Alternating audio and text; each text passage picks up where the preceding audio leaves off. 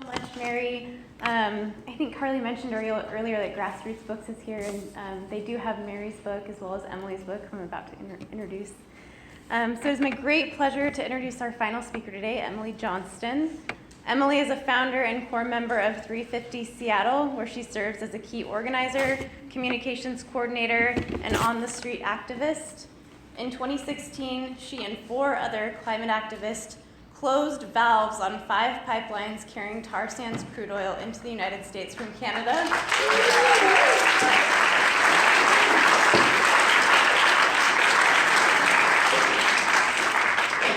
The pipelines that they temporarily shut down equaled roughly 15% of U.S. oil consumption. No small valve turning there.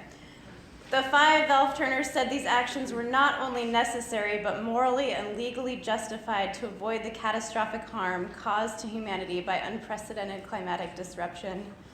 Emily was also involved in the Shell No protest against an Arctic drilling rig stationed in Puget Sound. The protest was ultimately successful, killing, as she says, one of the most disastrous projects on the planet. Emily is also a writer and a poet. Her book of poetry titled Her Animals was a finalist for the 2016 Washington State Book Award, and we have some here today. She readily admits that being in the public eye as a climate activist doesn't come naturally to her, but because she feels it's the only moral choice she can make, she courageously gives herself to this work. Please welcome Emily Johnston.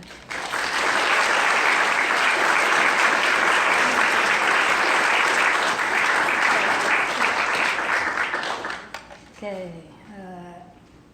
is that good? Can people hear me? Okay, right on. What did I just do with my glasses? There they are. First of all, I want to apologize very briefly. I loved Mary's talk, and it was so nice and upbeat. I'm afraid mine's going to be a little, not downbeat exactly, but its focus on sort of our capacity to change things might be a little bit harder to dig into. So anyway, but I hope you do dig into it. I also apologize because I'm the only person who didn't even cross my mind to bring any visuals, and that's because I'm a writer, and so like I don't have visuals in my books, and it probably would have been great, and I wouldn't have had to read off the page as much, you know. So I apologize also that I am not the world's most compelling speaker. I'm really much more comfortable writing generally, but I have gotten somewhat used to this, and I will do the best I can.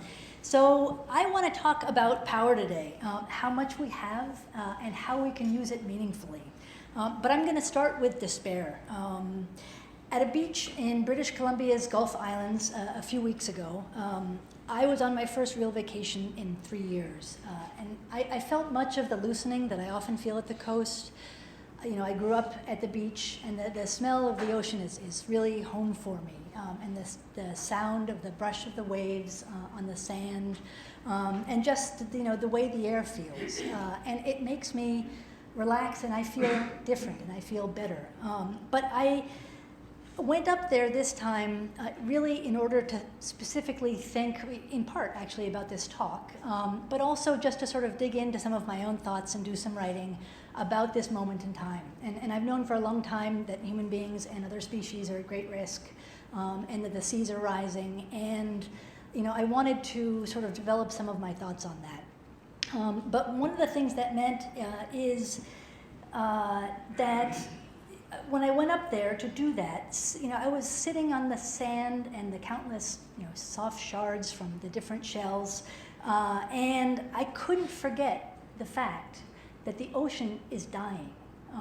You know, it looks so unchanging and so beautiful, but the truth is it's in real trouble, especially the Salish Sea in some ways. There are faster changes happening there.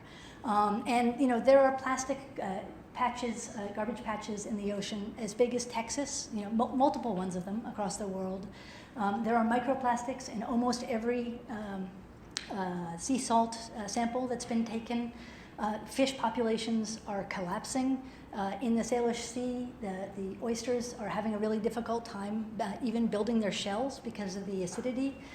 And the scariest thing of all in a lot of ways is that since 1950, the phytoplankton levels in the ocean have plummeted by 40%.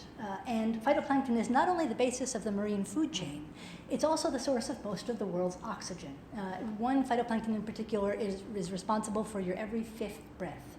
So the fact that the levels of phytoplankton have fallen by 40% is something that by itself, without anything else that we know about climate change, should absolutely freak us out. So, I sat there and I realized that this thing that looked so beautiful and so enduring is actually on the way to becoming a vast garbage dump, full of plastic and heavy metals, where nothing will survive but jellyfish, essentially. I read something in Scientific American about how even the colors of the ocean are starting to change as a result of everything that's dying in it.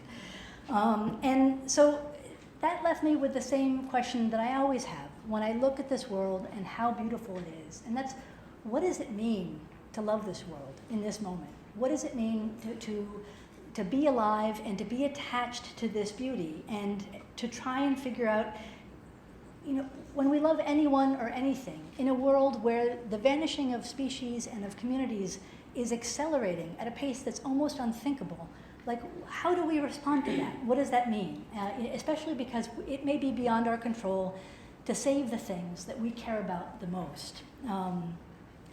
And I think probably most of us would agree that knowledge is responsibility. And if we let this world die, if we let it be slaughtered by actually a very small number of villains in the fossil fuel industry who've been lying to us for decades, then we become complicit because we are the only ones with the leverage to do much about this. Those who come after us will have almost no leverage for change, and those who came before us really didn't know what the problem was. And so we stand here at this intersection of knowledge and agency, and we are the only people who will ever be at this particular intersection and able to make as much change as we can now. So the question is really like, how do we best use that leverage, and how do we have the heart to keep going when loss begins to overwhelm us? Because it certainly will if it hasn't already for you, and certainly does for me on a pretty regular basis.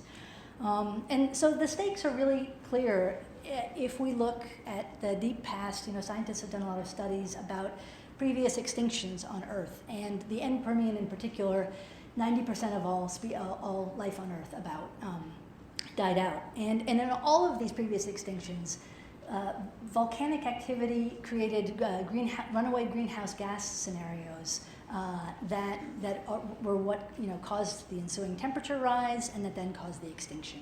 So this time there was no volcanic activity; it's us. And each of those 5 extinctions happened incredibly quickly in geologic terms, and yet the greenhouse gas concentrations and the ensuing temperature rise was occurring hundreds or thousands of times more slowly than what we are causing it to do now. So that makes the stakes really clear. It's not just our grandkids. It's not just low-lying or hot and dry places. It's not just humans. It's not just orcas or the Great Barrier Reef or monarch butterflies. It's not even just the ocean upon which so many species and people depend. As best we can tell now, what's at risk is all of life on Earth. Because we now know, scientists now understand, that if you can take a habitable, temperate, water-filled planet, and it can turn into Venus as a result of a runaway greenhouse gas scenario. That's what happened to Venus.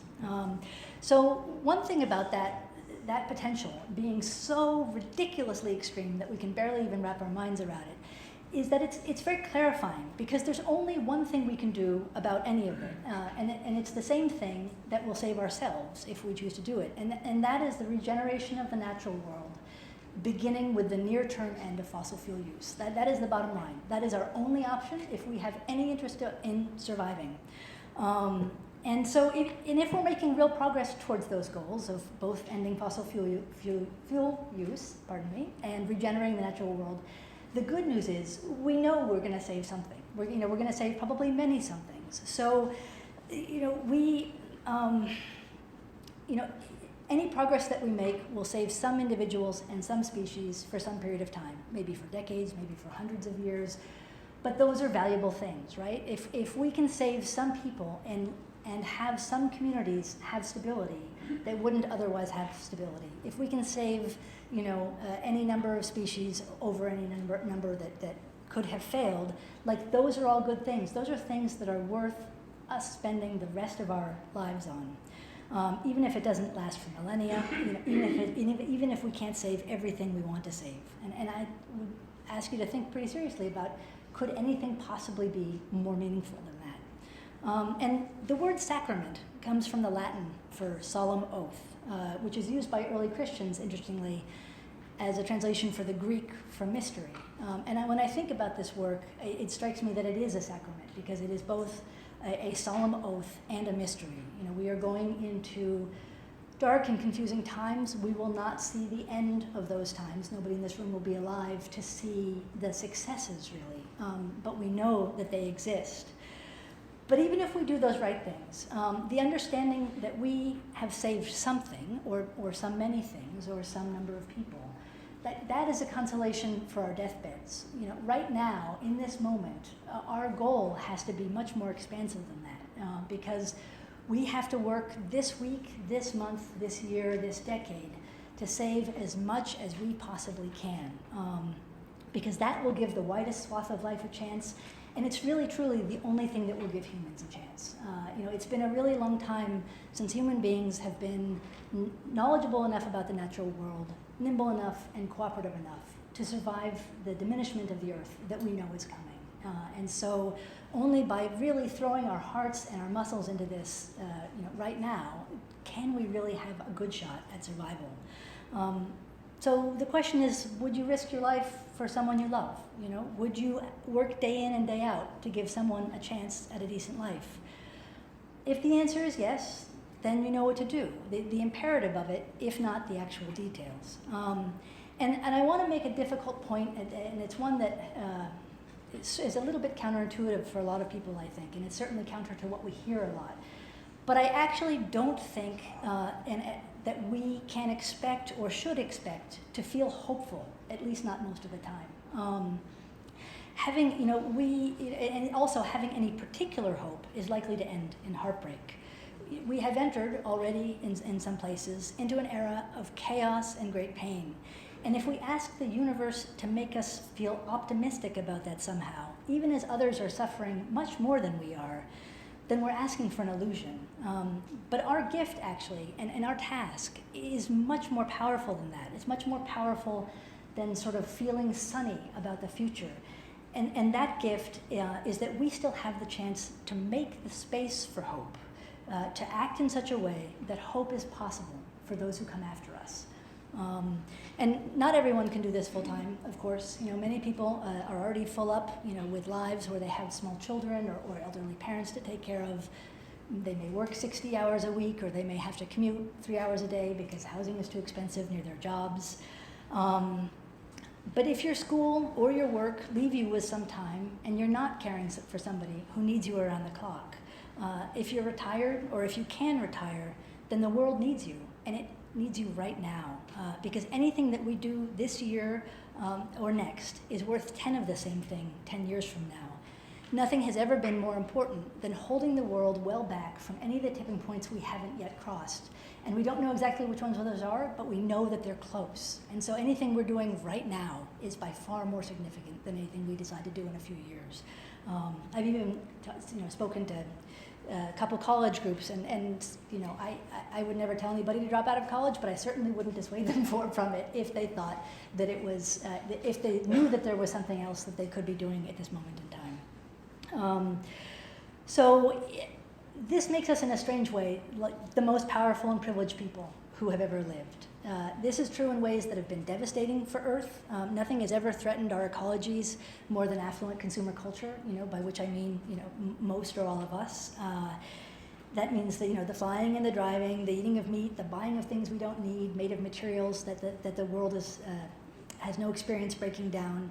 And all of this has been made ridiculously easy for us by virtue of the way that the shell game that got played with all of these things happening far from most of the people who were in this room, happening in frontline communities, happening in places we couldn't see, the places where the pollution was poisoning the air and the water, where animals are being slaughtered, and where plastics are being made or discarded, for that matter. But that negative power is not the power I'm talking about. What I mean is that we have been granted an astonishingly beautiful gift that has never before been given to humans. And that is the chance to shepherd human and animal life into the coming millennia when we know that it would otherwise disappear. That's a power that should make us very humble and a privilege that can motivate us profoundly. In a way, our darkness, the knowledge that without great effort, many or most of Earth's creatures will vanish, is what reveals the light within, the seed of life and possibility that we share with all of Earth's life, the one that we can carry forward. It's not something I feel all the time, to be honest. Faced with the knowledge of certain and devastating loss, sometimes it's a struggle to breathe. But the incredibly freeing truth is that Earth isn't concerned with my sorrows, and those who are already struggling to save their kids or their homes aren't interested in whether I'm grieving or feeling uninspired. They need me to do something. They need us to do something. And what we do bears some relationship to how we feel, of course. We are, in fact, only human. But it's not dictated by it. I can organize people to go to a hearing, to fight a new pipeline or work for new transit, whether or not I feel demoralized. And doing so will probably make me feel less demoralized, is the good news. I can also make calls to elected officials, even if I have no faith that it's going to matter. It doesn't take very much time. I can also support migrants by protesting detention and family separation, or by giving time or money to services that support them, even if I know we're failing countless others. And I can organize my community to support carbon-absorbing forestry and agriculture, even if I don't honestly believe it'll happen in enough places in time. Everybody has different skills and different temperaments. I'm an introvert, as I said, so organizing did not come naturally to me, and in many ways it still doesn't. But I've learned ways that I can be effective by leaning on other people and letting them lean on me. We can best use our abilities within the landscape of our feelings, in other words, by respecting and valuing those of others. We have one volunteer who spends a day a week doing all our books, another who does the tricky work on our database, another who writes all of our thank you notes. And we even have a retired massage therapist who offers us free massages. So all of the work is critical in this moment, and we have to do it with humility, learning as we go, taking on both the deeply satisfying tasks and the routine or unpleasant ones. Fundraising. Nobody likes fundraising. We all have to do it.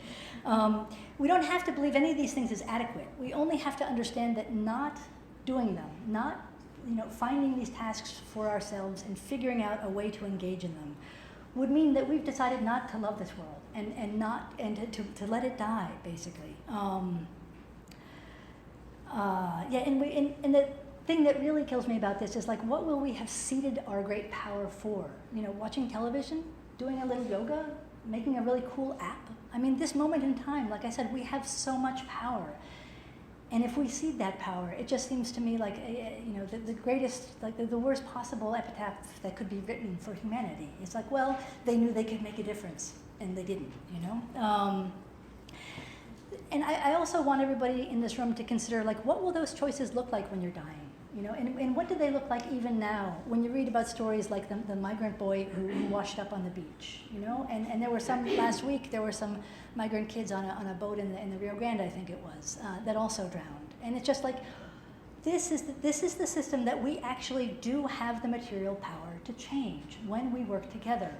And so, when we see these things and we're so horrified and so saddened by them, we have to connect the dots to understand that actually, yes, we can do something about this. Imagine if even 10% of the country, started engaging deeply, even just one day a week. Our possibilities would be very different, and I would argue that they will be very different. Because our existing system, the one that's hurtling us towards disaster, is entirely dependent upon our disengagement from one another and our belief that we can't really have an impact on what we care about. They really want us to focus on our own personal fulfillment, a thing that isn't even possible in the absence of deep engagement with each other and also with the natural world. Our emotions matter to us, though, of course, even if not to those who are suffering the most. Feeling constant despair or becoming automatons will not help us do this work, and it will not help us thrive, which is what will allow us to do all we can. But I think we can experience our emotions and still do the work we need to do. Feelings are not destiny. When my mother was dying, my grief was profound, and occasionally I avoided calling her because of it. such complicated emotions didn't fit easily into a difficult and busy time in my life. But I called the next day, and again the next, and again the next. And I traveled to see her, though not as often as I would have liked to. And I knit her an alpaca blanket in meetings and on car trips, and any other time I didn't need my hands. We can feel fear and grief and anger, in other words. We can even feel avoidant sometimes, and still attend to the world's very real and immediate needs, as long as we don't let our feelings be an excuse for abandoning our responsibilities.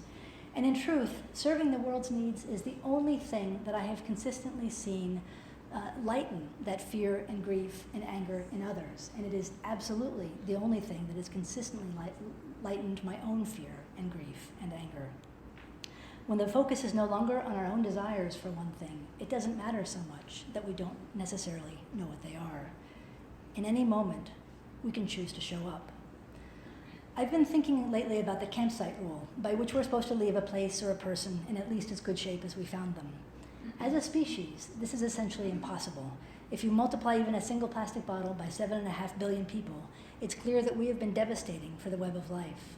But not evenly, not by any means. The great majority of those people have done almost nothing that caused harm. And what harm they did cause was outside of their control. They maybe cut trees to cook with wood because it was all they had, or they used pesticide because their family would starve if they lost a crop.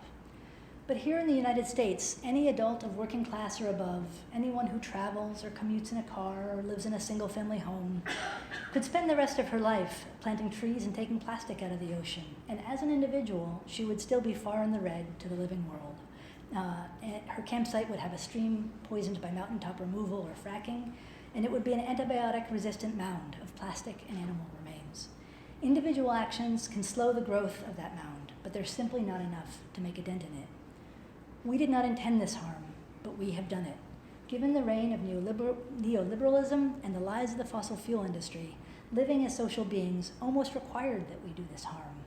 But now, if we wish to remain social beings, something else is required of us. We cannot undo what we've done simply by being nice and earth-friendly people, or by killing ourselves for that matter. We also can't leave this world better than we found it. It will be lesser for a long time. But we can change the path that it's on now, and we know how to start making up for what we've done. We have beautiful work to do before we die. Archimedes knew, give us a long enough lever and we can move the world. So what could give us the needed leverage? Working together to change the very systems that brought these catastrophes down on us, jumping into the tasks and learning all the way. How do I know? This is a story I've told many times, but I'm going to admit something new in it. In 2015, as Shelley said, I was part of the Shell No fight against Arctic drilling. I had held a vigil with a friend 2 years before when Shell's rigs had also been in town. But this time, we were part of a much larger group, and some experienced organizers came to town. Young women who knew so much more than any of us did, that it was truly humbling.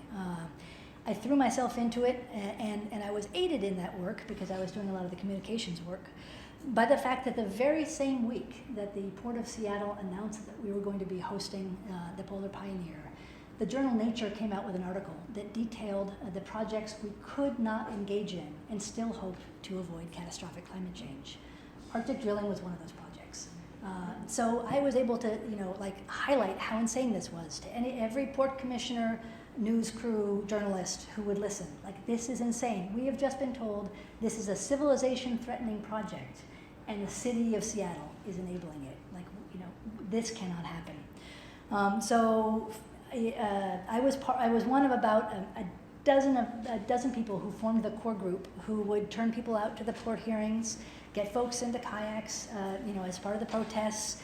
We shut down the port for 2 days and generally otherwise did all we could to put our outrage to good use. And for about 6 months, I lived and breathed that fight. And I did all of it purely because it was the only way I could look myself in the mirror. I didn't really have any sense of what we would achieve, and I knew that actually stopping it in that moment wasn't exactly the point. But when the rig was delayed by our kayaks for only about an hour, it nevertheless hit me really hard. I knew that it had been important that we had shown an international spotlight on the dangers of Arctic drilling, and we'd done a pretty darn good job of that. But watching that rig leave and head up to the pristine and fragile Chukchi Sea it really took the wind out of my sails. It was extremely disheartening.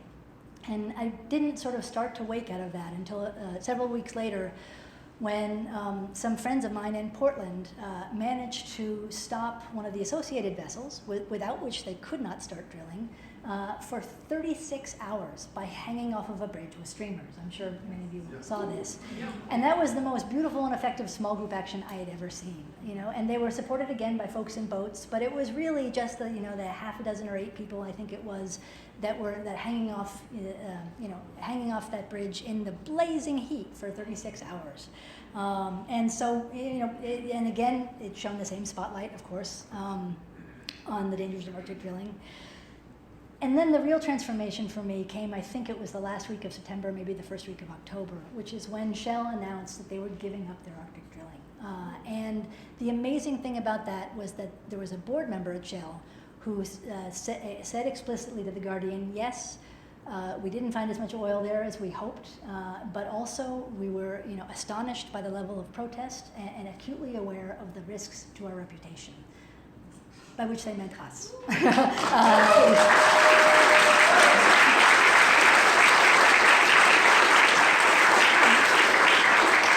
And the thing about that is that was a project that they had spent, years and billions of dollars into, put years and billions of dollars into, in remote waters, far from any population centers. And yet, what happened was that a dozen or 2 of us in Portland and Seattle, surrounded by, aided by a couple thousand others, maybe at the most, who participated once or twice or once a week or something all the way through. We did that. That's an insanely small number of people to have such an impact on such a devastating project so very far away. And that's leverage. And the thing I want to admit is that what it felt like for a month or 2 was that I personally had stopped Arctic drilling. We had slain a dragon. And for a little while, I felt invincible, which I promise you I had never felt before. And it wasn't in an egotistical way either, because I knew exactly how much I had depended on the skills and knowledge and numbers of everybody else. But nevertheless, it was a personal thing that I could feel really deeply in my bones that I had done, and a thing that I would not have ever imagined that I could do. It helped me to understand my power, a power rooted in working with others, so that our abilities might be greater than the sum, so that we might be greater than the sum of our abilities.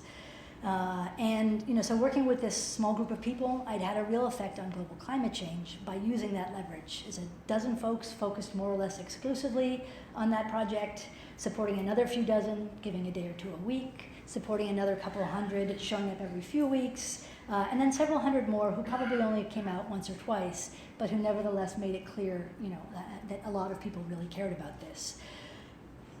It's not always that easy, of course, and easy here is a very relative term, because I worked about 80 hours a week in that 6-month period, and a lot of the meetings, I have to tell you, were extraordinarily painful.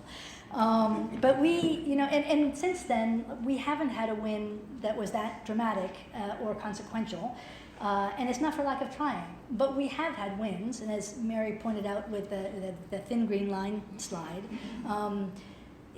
those wins are often the absence of devastating losses.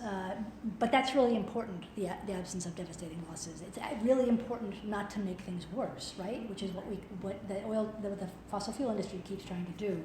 And this is why they keep referring to the Pacific Northwest as the place where fossil fuel projects go to die, which is maybe one of the proudest quotes I've ever heard.